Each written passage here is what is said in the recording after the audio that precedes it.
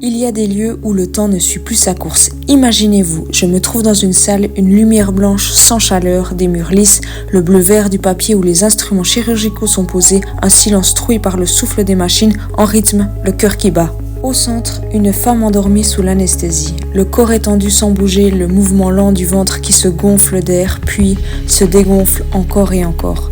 Celui-ci découvert et prêt à être ouvert. Autour d'elle, le chirurgien et son équipe, d'un geste précis, l'ouvrent. Une fumée apparaît, s'envole dans la salle jusqu'à flotter dans l'air, celle de la chair brûlée. Elle me saisit brutalement et m'envahit. 3 instruments dans une main et 2 de l'autre. Les gestes du chirurgien sont parfaits. Rythmés, précis, ils sont comme une danse qu'on pourrait croire chorégraphiée. Enlever chaque bout de cette tumeur petit à petit jusqu'à tout retirer.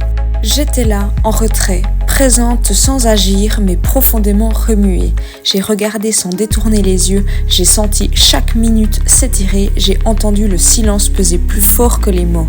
Il m'a fallu plusieurs jours pour comprendre ce que j'avais vu et encore plus pour le laisser entrer dans mon travail. Ce sont 3 dessins qui ont fini par émerger, un triptyque comme un récit en 3 temps. Le premier se distingue comme un souffle avant la tempête. Il montre une tension relativement légère, presque discrète. Le deuxième intensifie le propos, la pathologie prend plus de place, le combat devient plus visible.